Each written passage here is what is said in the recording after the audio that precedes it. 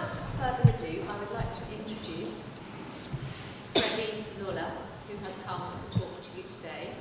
And I said to Mr. Knoller, how shall I introduce you? What information would you like me to give? He said, my name is Freddie Knoller, the rest is my story. So I hand it over. Thank you.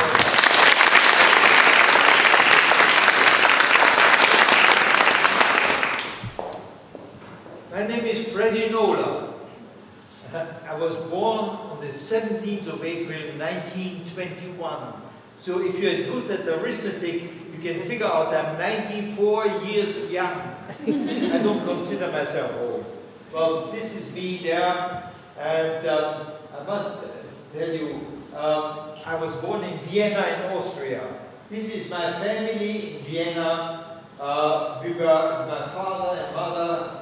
Underneath the grandfather's job, we are 3 boys. In Vienna, music was so important for us to learn an instrument. And my parents, who loved music, made sure that each one of us 3 boys, we had to learn an instrument as soon as we reached the age of 6. So there, my oldest brother, Otto, here, he's on the piano. And he's on the piano. He's 8 years older than I. He had to learn to play the piano. My middle brother, Eric, who played the violin, he had to learn to play the violin at the age of 6. So we had the piano and the violin, and the parents wanted to have a trio, a classical trio, so I had to learn how to play the cello.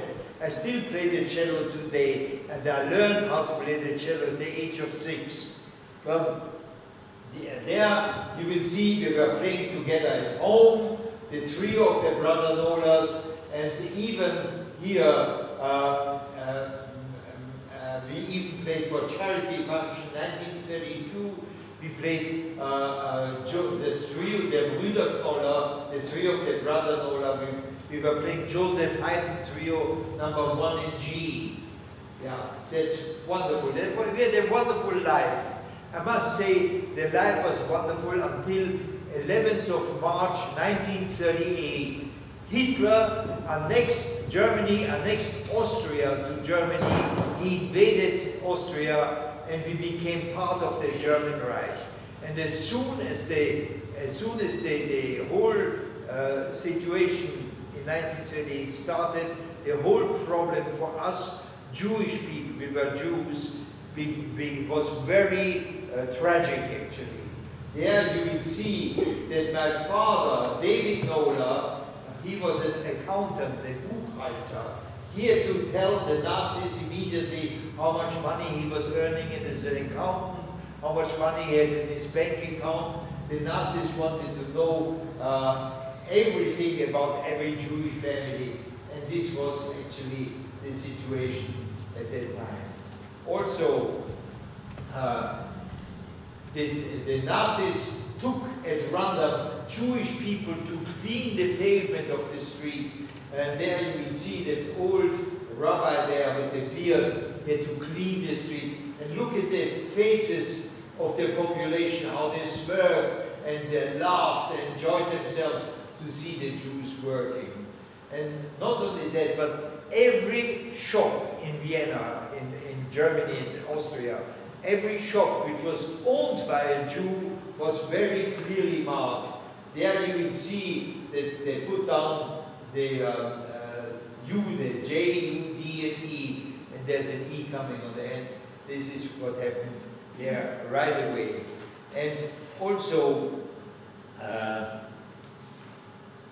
the Nazis put themselves in front of the Jewish-owned shops, and they tell the people here, Germans, defend yourself, do not buy from Jews, kauft nicht bei Juden, don't buy from Jews. And this is what happened in 1938, as soon as the Nazis came into Austria. It was incredible. They also had exhibitions, anti-Semitic exhibitions, to teach the population about what Jews are supposed to be like. There you see a caricature of a Jew there and that was called the Evacuation, the Eternal Jew, and that was on the 2nd of August 1938 at the Northwest Railway Station in Vienna. This is actually what happened right away. It was absolutely terrible. At that time, in 1938, I was 17 years old. I was your age actually, because you are sixth formers. I was 17 years old, and the law came on that Jewish people were not allowed to study in schools together with Christian children. We were thrown out of the schools. We were only allowed to learn a trade. My mother inscribed me into a tailoring school, and I learned how to be a tailor. My oldest brother Otto, who was 8 years older than I, he was a medical student at the university. He was also not allowed to study in the university anymore, was thrown out, and there we were. The whole situation was really terrible. I must say that right away, immediately, a new law came on in November. In November 1938, that the law was that any Jewish person who was not of German nationality, this person was, the Nazis went to their home, took them from their home and took them to the border where they originally came from. There are so many Jewish people who came actually from Poland, from Hungary into Austria and Germany to better themselves. And there was one family by the name of Greenspan who actually lived for 35 years in Hanover. This family, their husband, wife and daughter, was taken by force from their home and was taken to the border where they came from, to the Polish border. They came from Poland. And when this couple arrived in Poland, they phoned up their son who was studying medicine in Paris. They phoned him up in Paris and said, look what happened to us. We have nothing. We lost everything. We have no money, only 10 Reichsmark in our pocket, one suitcase with clothes, and that's all we have. We lost our home, we lost our bank account, we have nothing. This boy, Herschel Greenspan, was so upset what happened to his parents, you can well imagine. He went to a gunsmith, he got himself a gun, and with that gun he went to the German embassy in Paris, and he killed a German diplomat. This is actually when he was arrested in 7th of November 1938 by the French police here, and this is the person that he killed, Ernst von Rath. This is who he killed at the German embassy for the suffering of his parents. I must say it was really a terrible situation. And when this happened, right away, the whole situation in Germany was an uproar. How come a Jew can go and kill a German diplomat? The population went to the Jewish-owned shops like this here, smashed in the window, went into the shops, and the population took whatever they want from these Jewish-owned shops. And the police was standing outside and didn't interfere with them in retaliation of the murder of the German diplomat. This is really a terrible situation. Right away, the Nazis went to the synagogues where people were praying. This is a synagogue where my parents were praying, the Polish temple. And there, this beautiful building doesn't exist anymore. The Nazis burnt it down. It's completely burnt down, this situation. And it was quite an awkward situation. My parents called us all together. We were afraid to go into the street because very often if they recognize you as Jewish, they arrest you and then they deport you to concentration camps. And we were standing at home, and my parents wouldn't allow us to go out. And it was a terrible situation. So my father called us all together and said, look here, you boys, you cannot possibly live in a country where these things are happening, where they burn down synagogues and where they are deporting Jewish people just because they were not, because they were Jews, and you have to disappear, go to and live in different countries. Well, my oldest brother Otto, who was 25 years old, he went with another medical student. He went to the Dutch border at night time. He went illegally into Holland, and he went to Rotterdam, and in Rotterdam he got himself a boat to take him to England. My middle brother Eric, a cousin of ours, phoned her cousin in Florida, and begged them, can you send a visa or papers for one of the Knoller boys, because the Knoller boys have to leave the country. So really 2 months later, a visa and came for which my brother Eric, who was the one who played the violin, Eric went direct from Vienna, went direct to Florida, to America. I was, as you know, I was 17 years old. My father came to me and said, look here, you also have to leave the country. I said, why don't we all go? Mom and Du and father and mother and me, let's all go away. He said, no, we are too old. Nothing will happen to us. My father at the time was 57 years old. My mother was 53 years old. He said, no, we want you to go, and we have some friends in Antwerp, in Belgium. And he took up the telephone, phoned up his friends in Belgium, and they said, by all means, send Freddie over. And really, I must tell you something. I was afraid, how can I go to people I never met? How can I go to a country? I spoke a bit of French, but in Antwerp, in Antwerp they speak Flemish, Dutch more or less.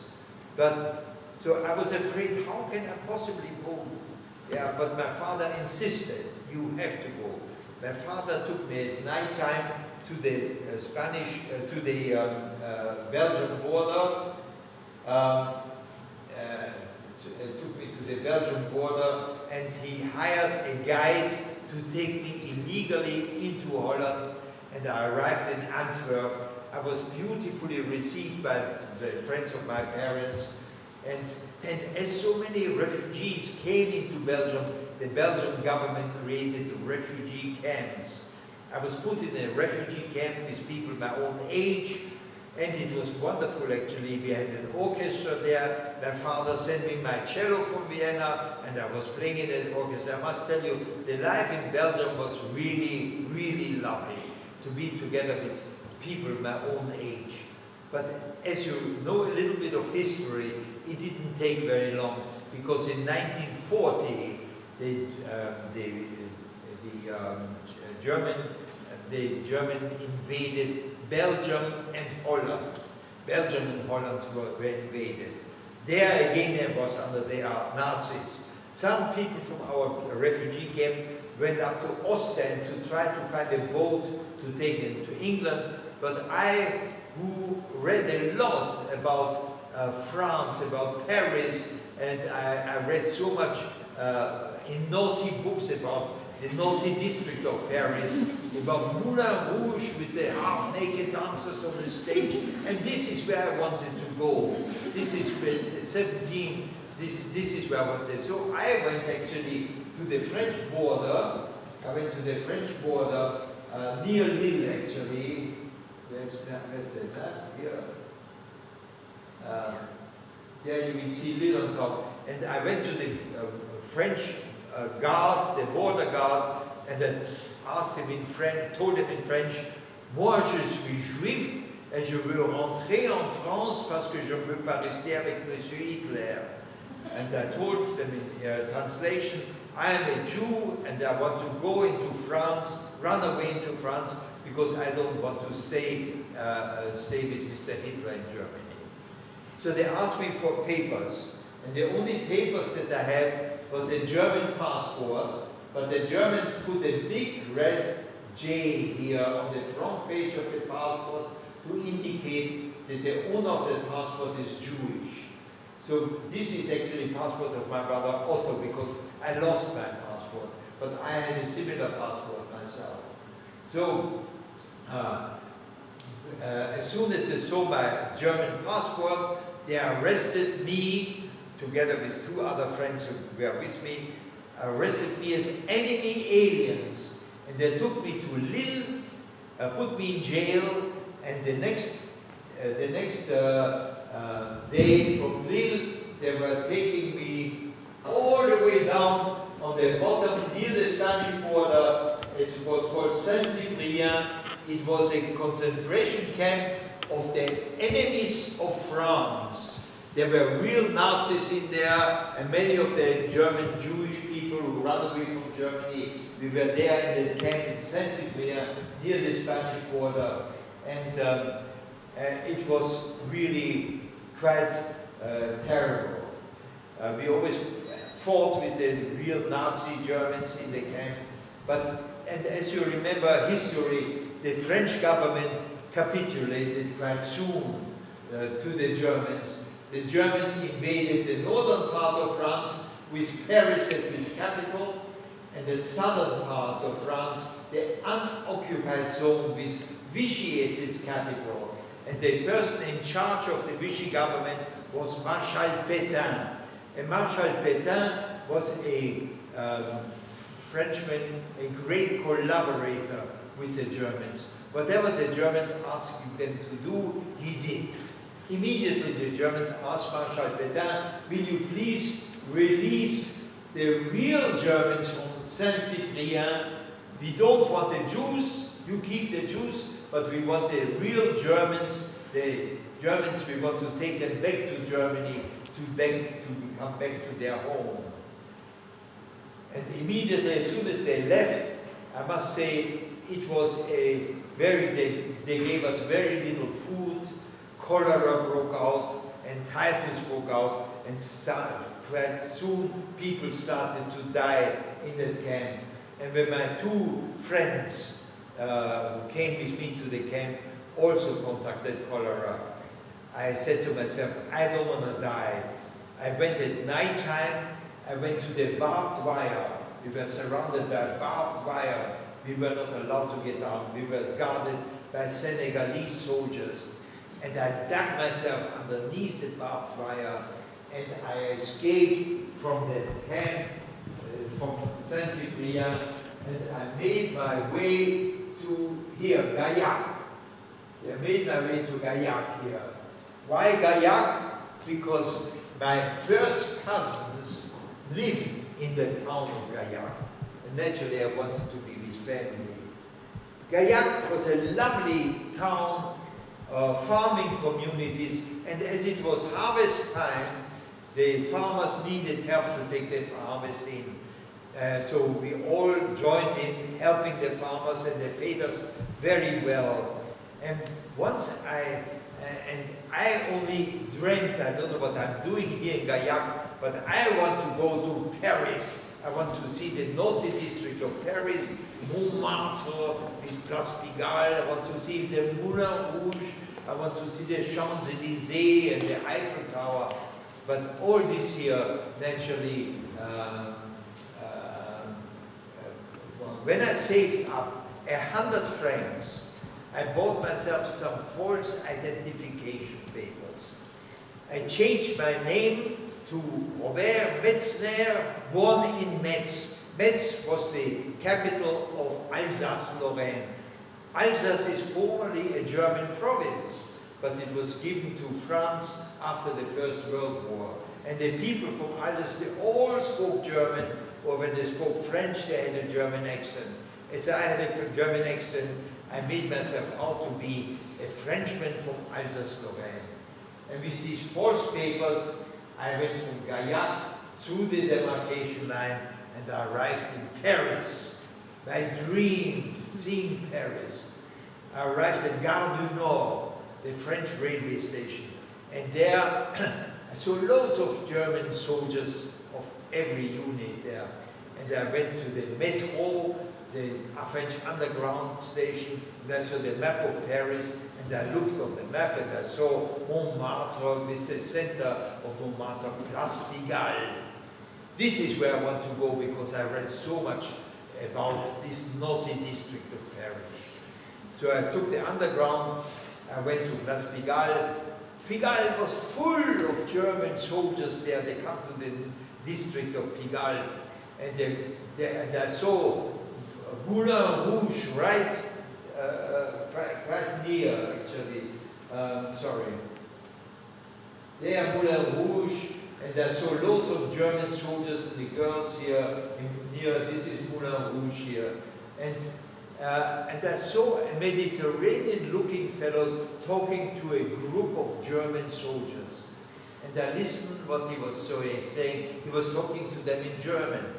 He said, "You come with me, and I will take you to a place where you have really will be well entertained. There are beautiful girls there, and you will have lots of fun with them." And he took them, the group of German soldiers, down Rue Pigalle, and took them into a nightclub called Paradise. And there, some negotiations were going on. The Germans went into the nightclub, and then when that Mediterranean-looking fellow came back to talk to other German soldiers, I tackled him. And I said, "Look here, my name is Robert Metzner. I also speak German because I'm from Alsace-Lorraine, I'm from Metz, and this is my language." And make a long story short, this boy, who was a Greek fellow who spoke German, but Greek fellow, he and I, we became very good friends. His name was Christos. Christos introduced me to the nightclubs, to the cabarets and the brothels. And whenever we took German soldiers into these naughty places, these places paid us a very good commission for taking the German soldiers into these places. Between you and me, we earned a lot of money. We did very, very well taking these German soldiers into these places. So this is actually what happened. One day, I was standing at Place Pigalle, and I saw two civilians coming towards me. And they had a long black leather coats on and a hat on their head. And I recognized them immediately. They are two people from the Gestapo, the German secret police. They came towards me and they asked me in French, "Pourquoi vous parlez avec les soldats allemands? Why are you talking to German soldiers here?" So I answered them in German. "Oh, but this is my job. I am a guide.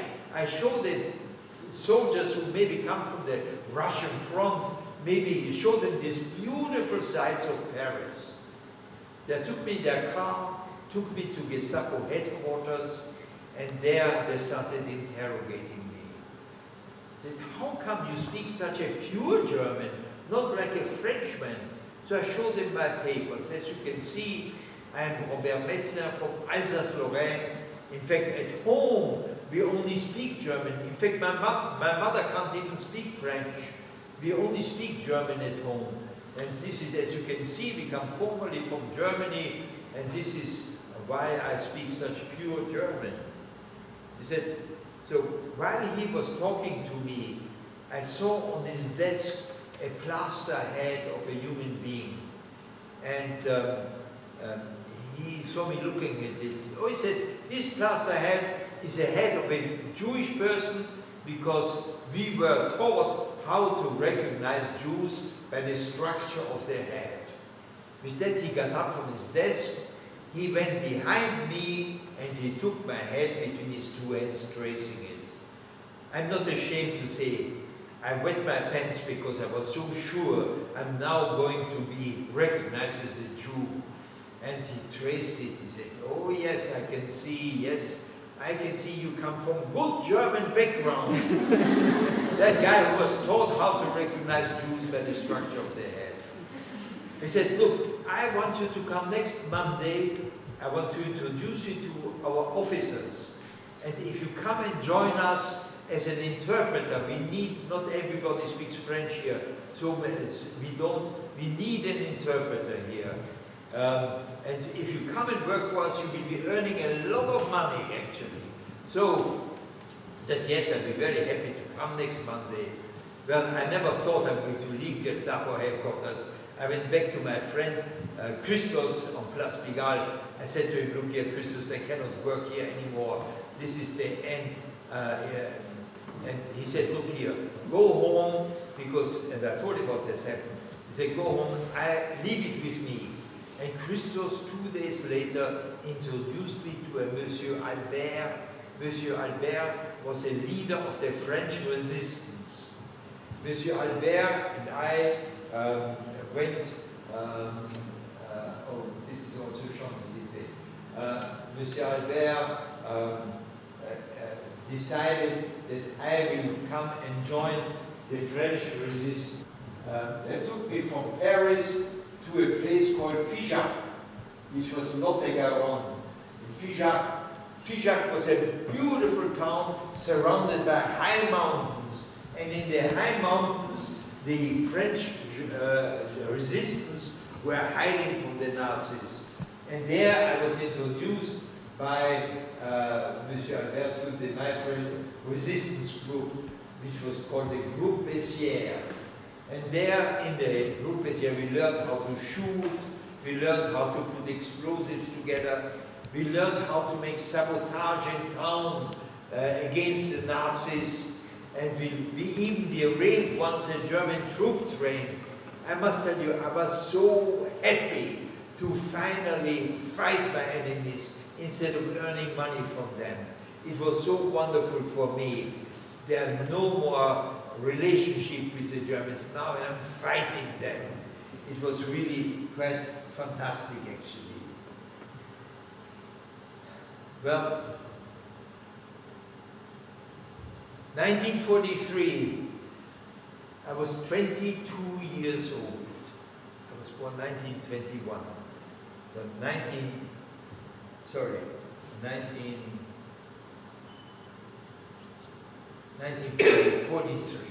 In 1943, I was 22 years old.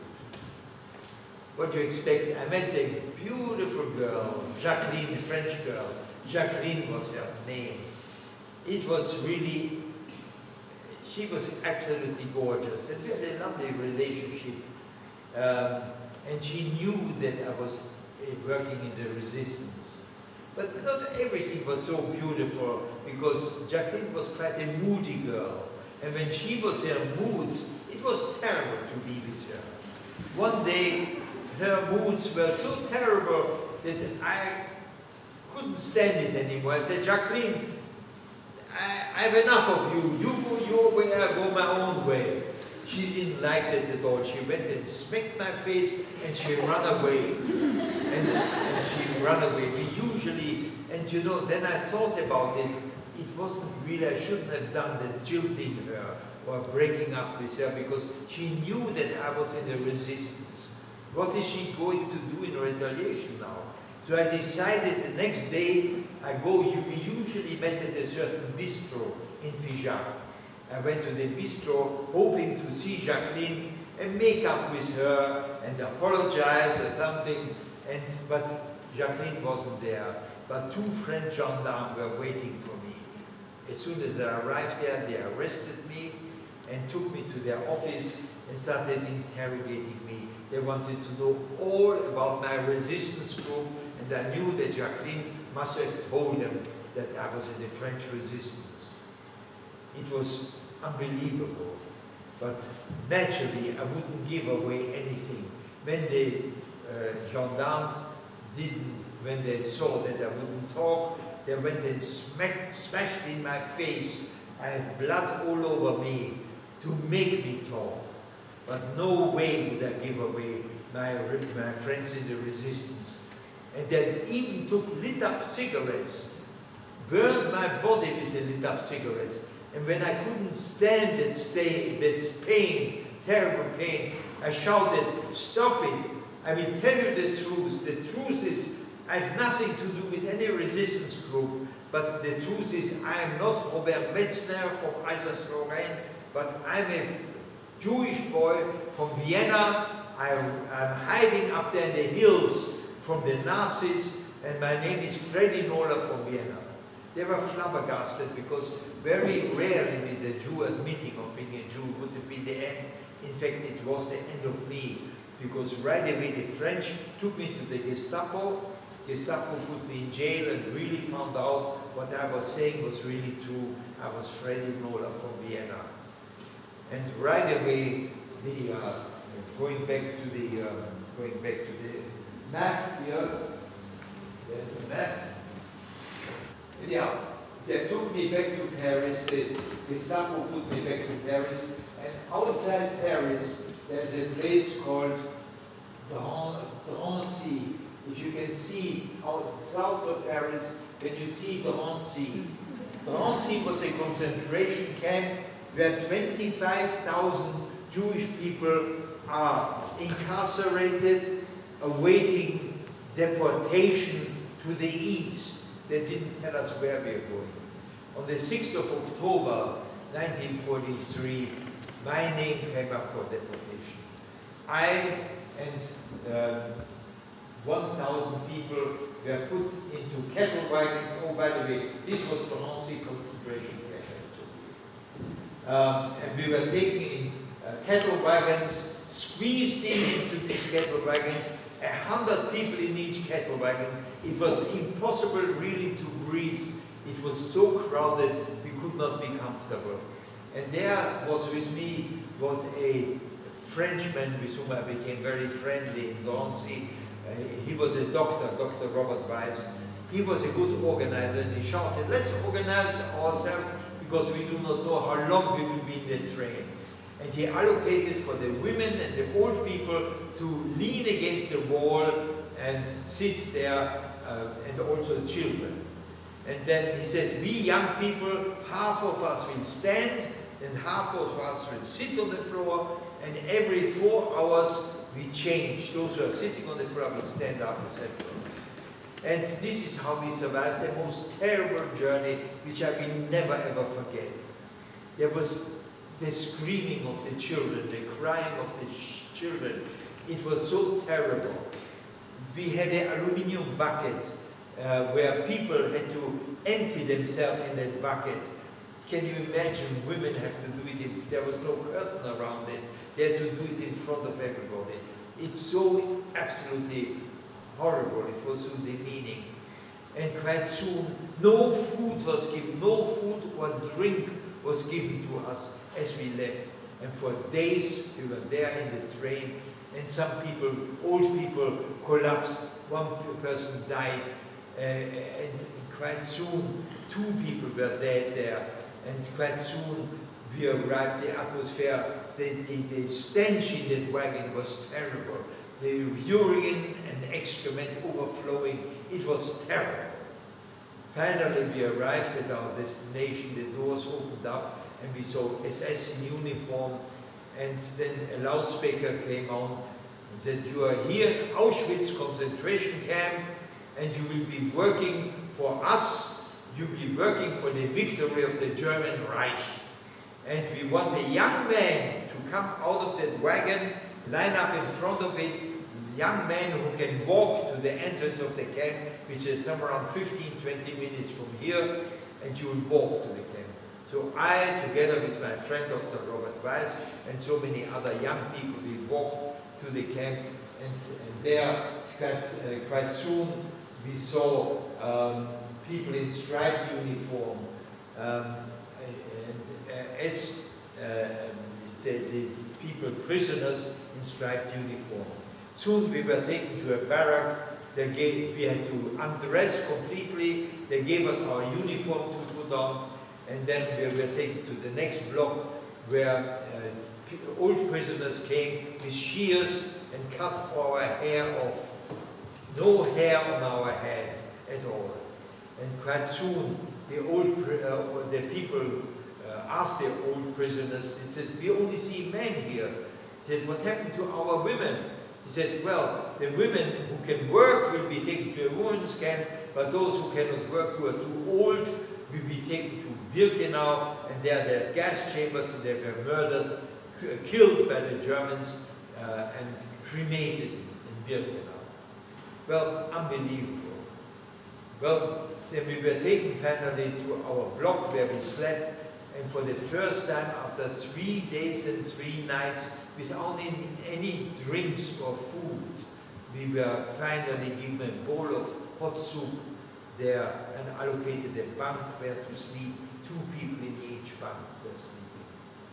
The next morning we had to get up. Sorry. We had to get up, and we were taken. They told us we were going to work in a German chemical factory, which was very near Auschwitz. We were taken by Germans with guns out of the camp to the German chemical factory, which was the IG Farben industry. And there, the first job that I was given was I had to carry 25 kilos cement bags on my shoulder. 25 kilos is very, very heavy. And we were supposed to take these 25 kilos next to a building and emptying it. But we were not allowed just to walk with it. They forced us to run with the 25 kilos. And if we didn't run fast enough, we were whipped to make us run. And it was absolutely, really, it was terrible. And this is actually, when I got my uniform here, this actually was a picture taken 3 weeks after liberation. I already had 3 weeks of food in me here. But I will tell you that story a little bit later on. But there you can see I have no hair. Well, there we were taken, took the train. No, we didn't take it. We worked in Auschwitz, and you know, so many people really couldn't do that hard work, and so many older people collapsed. And quite a people were taken away when they collapsed, and we never saw them again. Well, fortunately, I was young and strong, and this was the situation. It was already 1944. We heard rumors of the Normandy landing, the Allied troops going into Normandy. We heard rumors where the Russians are pushing back the Germans from Stalingrad towards Poland. We heard rumors where the British army are pushing back the Germans in North Africa from Tobruk. And it was wonderful to hear these rumors, which hopefully we will be able to survive, to come out of it alive. Well, but in December 1944, we heard artillery coming from the east. In January 1945, we were all evacuated. The whole Auschwitz was evacuated, and we were taken from Auschwitz to another place called Gleiwitz, which was about 25, 30 kilometers from Auschwitz. And we had to walk in ice and snow. It was minus 25 degrees temperature in January in Poland. It was very bitter cold. And so many people died on that road. This was the famous death march, because so many people collapsed, couldn't walk anymore. Fortunately, I was young and strong, and I walked there to Gleiwitz. When we arrived in Gleiwitz, we were taken to an abandoned brick factory, and we were able to get for the first time a bowl of soup again, and we were sleeping there. The next morning, we were woken up, and I saw, the German shouted, "You must get up." I got up, but the guy next to me didn't move, so I pushed him. "Come on, you gotta get up." But he said,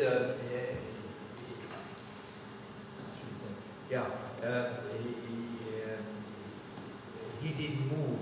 He didn't say anything. He was dead. And when I saw that he was a political prisoner with a red triangle, whereas we had our Jewish star here, he had a political prisoner, a red triangle with an F on it. And when I saw this F, he was probably a communist from France.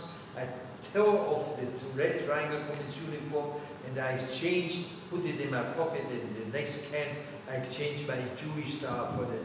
I became a political prisoner. I knew it was the end of the war already. Right away we were taken to a train, and we were taken to the next camp, which was Godolphin. Godolphin, where they produced the V1 and V2 rockets, and there we were putting machineries together. One of our prisoners who were in charge of us, he said, look here, it's the end of the war already, why don't we make a bit of sabotage? Let's put some sand into this machinery. And that's what we did, we put sand into the machineries. Unfortunately, the Nazis found sand, and in retaliation for finding sand in the machineries, the Germans took 50 Jews, lined them up against the wall, put a rope around their neck, and we had to watch how they slowly lifted them up. They strangled them, and it took them 10 to 15 minutes to die, the 50 people, and we were forced to watch them dying. It was a terrible situation, which I will never ever forget. And really, this situation was there. And quite soon, as the Americans approached Godolphin, we were taken to the last camp, which was Bergen Belsen. Bergen Belsen was the worst camp ever, because as we arrived in Bergen Belsen, no food was given to us, none whatsoever. The people just died of hunger. The ground of Bergen Belsen was full of dead people, And I saw with my own eyes some young people finding sharp stones. They went with the sharp stones to the dead bodies and cut up the flesh. And they, with sticks and wood, they make sparks to make a fire, to roast the flesh from these dead people and ate it. Cannibalism was rife in Bergen Belsen. So many people were dead there. The ground of Bergen Belsen was full of dead people. That was in March 1945. March 1945, on the 15th of April 1945, the British Army liberated, came into Bergen Belsen. They took charge of Bergen Belsen. They saw all these dead people. And we, as soon as the British Army came in, we wanted to kill the German guards. But the British Army stopped us. No, you mustn't touch them. They are our prisoners of war. They gave the guards shovels and forced them to dig mass graves to put all these dead bodies in the mass graves. It was really terrible. They fed us, the British Army fed us, and I remember the first food they gave us. The first food was hot milk and rice. And they mixed the rice and the hot milk, and they said, eat it slowly, because you didn't eat for so many weeks now. You'll die if you stuff it in yourself. But I ate it very slowly, but some people did die after liberation. And quite soon, actually, the British officer shouted 2 weeks later, said, we seem to be running out of food for you. Now, we want 10 volunteers, and you will go. I became a volunteer myself, and he said, you will go with 2 British soldiers with guns to the nearest farms, and you were stealing, you were taking, if you find food, you will put the food on the truck and take it back to the camp so that they can continue feeding you. So we went with the 2 soldiers, British soldiers, to the nearest farms, and we found a sack of flowers, we found bread there, we found in the refrigeration units meat, and we found all the food, we put them on the truck. And I was standing in the kitchen, and I was looking for more food, and I saw something sticking out behind the cabinet. And I saw it, I took it out, and there was a big portrait of Adolf Hitler, which a farmer was hiding there in the kitchen to keep. I took that photo out, and I took a knife in my left hand, and I went out to the farmer, and I said to the farmer, you see, you farmer, you were trying to hide that photo from Adolf Hitler. This is what I do with your photo. And I took the knife and I slashed the photo in pieces in front of him. The farmer came to me and he spat at me. Can you imagine my reaction, I didn't know what I did. I had a knife in my left hand. I stuck the knife into his belly. Immediately the two soldiers, British soldiers, were very upset with me. That's very naughty what you did. You shouldn't have done that. I'd better take you back immediately to the camp. They took me back to the camp. The British officer was very upset with me. Said, as far as I'm concerned, you are free to go wherever you want. Where do you want to go? They said, naturally, I want to go to Vienna. My parents are there. Said, no, Vienna is occupied by the Russian troops. There are no more Jews in Vienna living there. They were all deported. Where else would you like to go? Said, well, I have my cousins in France. Said, yes. The British officer took me to Hamburg. They took a plane in Hamburg and they took me to Paris. And took me, when I arrived in Paris, they took me to a luxury hotel in Montparnasse, a beautiful hotel where I had my own bedroom with a double bed there. Adjoining to the bedroom was my own bathroom. I didn't have a bath for so many years. I had hot water, soap. It was so wonderful finally to have a bath. And then while I was in the bath, I was thinking about it. And I remember my brother Eric, who played the violin, he went direct from Vienna to Florida. So I decided I will go to the American embassy in Paris and see whether they can find my brother Eric. The French government gave us civilian clothes. I went with my civilian clothes to the American embassy and I begged them, can you find my brother Eric, who was received a visa from Florida by Family Act was the name, and maybe you can find him. He said, believe me, we will find your brother. But if you move away from the hotel where you are now, you must always tell us if you move to a different address. So when we find your brother, we will be able to tell him. And really, I went back to the hotel. The doctor looked at me. They only saw bones on me, no flesh. And really, quite soon, he says, look here, I gotta take care of you. We don't want you to die. And here, really, the Dr. Bentin was his name. He was really taking care of me. And actually, he was the one who took that picture of mine.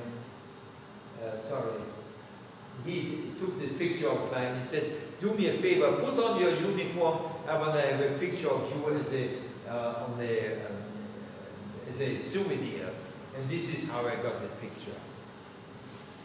One day, we saw an American Jeep coming into that building where we were. And out of the Jeep, an American soldier in an American uniform came up.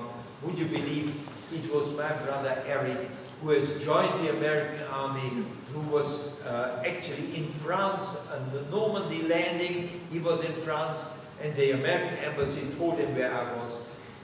And we had a reunion there. We cried on each other's shoulder. It was so wonderful to be together. And he said, look, the oldest brother, Otto, who played the piano, who was in England, he also went to America. He said, you have two brothers in America. We want you to come. We will send you papers. You also will have to come to America. I said, I'd be very happy to come to America. And really, around 4 months later, I received a visa to go from France to America. I arrived in New York. My two brothers were waiting for me. I didn't speak any English whatsoever. They put me in an evening classes with a professor, and I had to learn how to speak English. And when I learned enough English to take on the job, I was able to get a job in Baltimore, Maryland, which was between New York and Washington. And it was so wonderful to be in America, quite fantastic. One day, a girl comes to me and said, hey, there's a girl here from England. Do you want to meet a girl? I said, sure, you know I like girls. Naturally, you want to meet them. Give me the phone number. I got the phone number. I phoned up the girl. Her name was Frida. I phoned her up in the evening, and I fell in love with her over the telephone because she had a pure English accent. And we made a blind date at night time, and the next day at night time we met, and we met on a blind date, and I was so in love with her. She was so beautiful, she was such a lovely, lovely girl. I must tell you, we were there together until, for 2 years we were together. Oh, we met in October 1950, that's when we met. We got engaged in November 1950, and on the 31st of December 1950, we got married in America. Can you imagine? Crazy when I think about it. But this was my life then. I wanted to be together. But when she became 2 years later, became homesick, she said to me, I want to go and meet my parents again. I miss my parents and my brother and my sisters. I said, look, wherever you go, I go. So in 1952, we arrived here in England, and there in England, we are always together since that time. And we are still together nowadays. In fact, in 2010, well, you remember we got married 31st of December 1950. So 2010 we were 60 years of marriage. And you know, in England, if you get married for 60 years, the Queen sends you a congratulation card. Here, I want to show you, this is actually me and my wife at our wedding, Frida and me together in 1950, and we are still together today, 64 years, and I must tell you, I recommend marriage very much to you. Don't be afraid, marriage is wonderful. We are still in love with each other.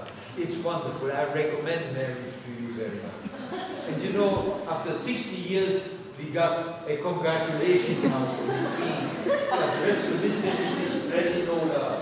And they were saying here, I would like to congratulate you on your golden anniversary, on your golden wedding anniversary, which was on the 31st of December 2010.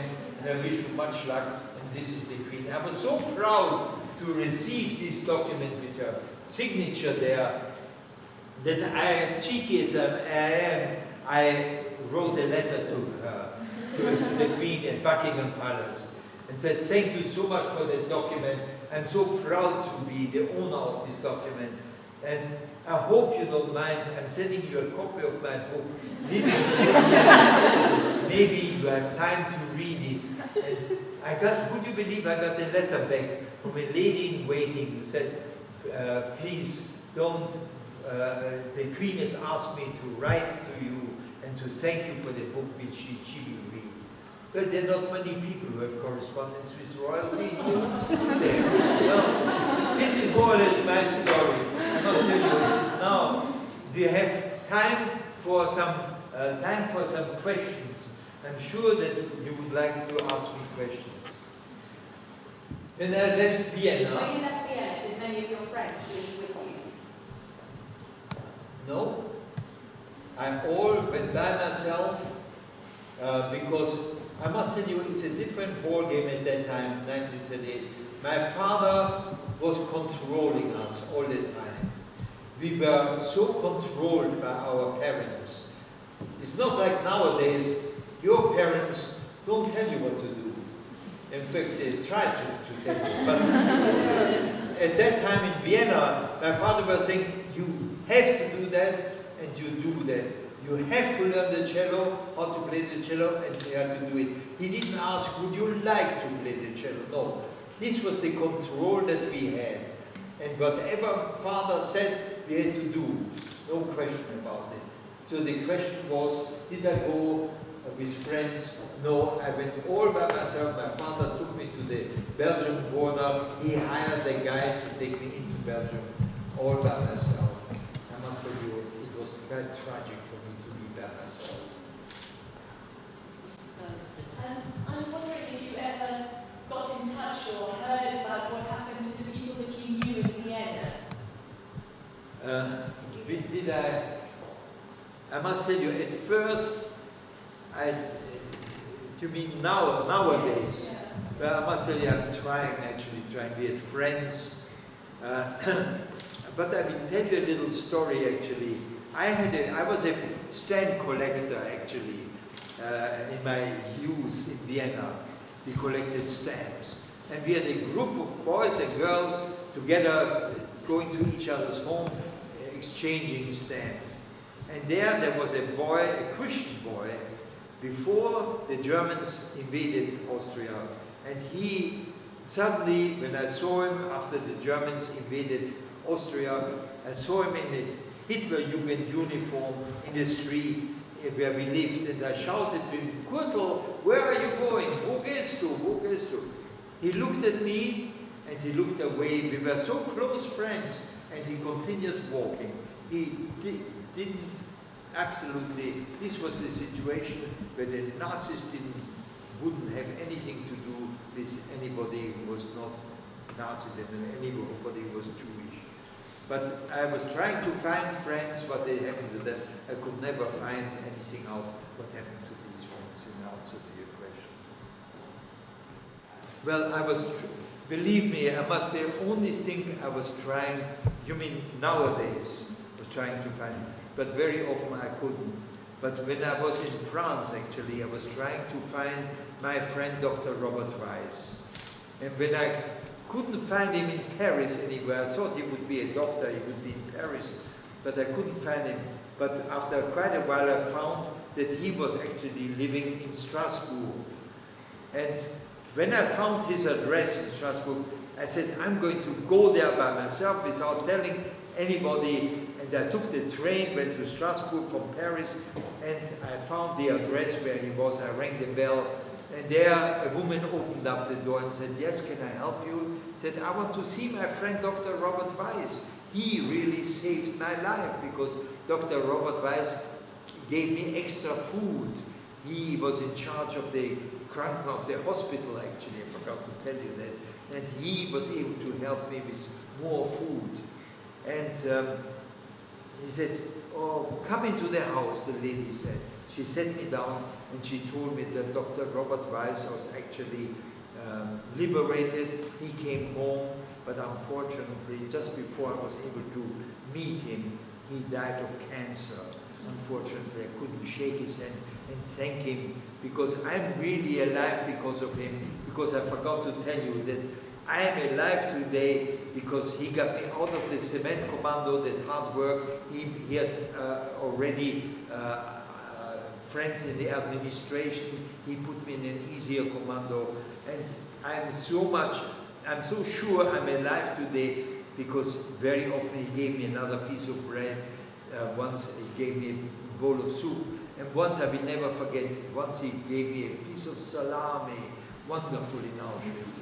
He really saved my life, Dr. Robert Weiss. Unfortunately, I couldn't shake hands with him after the war.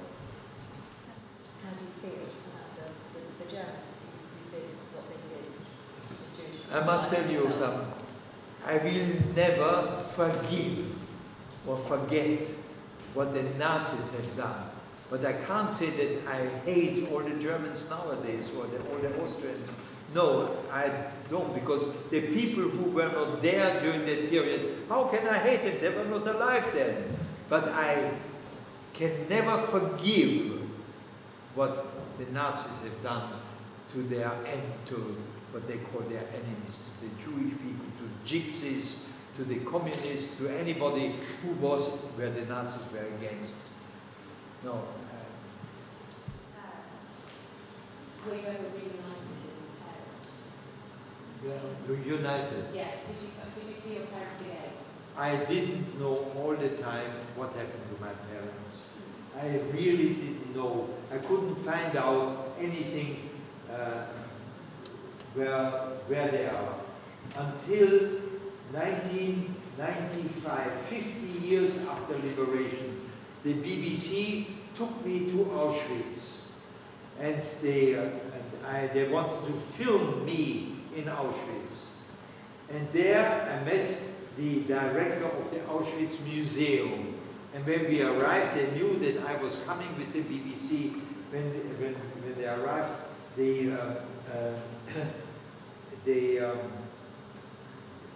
the director of the Auschwitz Museum showed me some documents which they found in my name in Auschwitz, my registration papers and everything, and he gave me copies of it.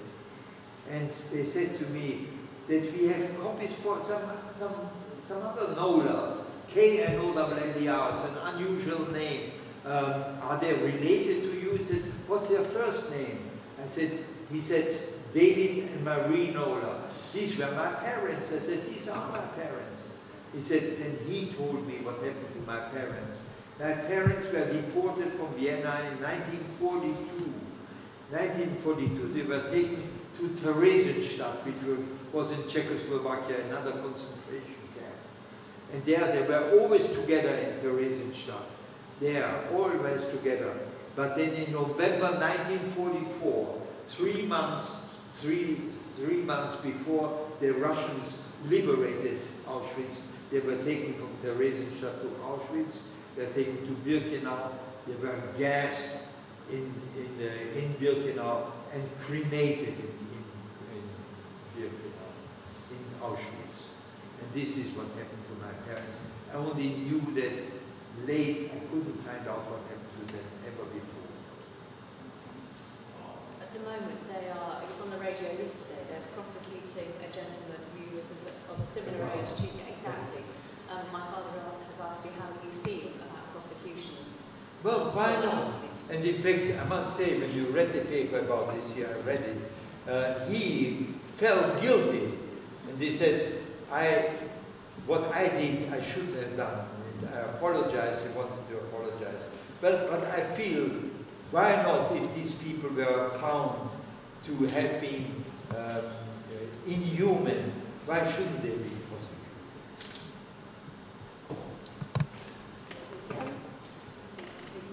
During your experiences, how did you stay positive?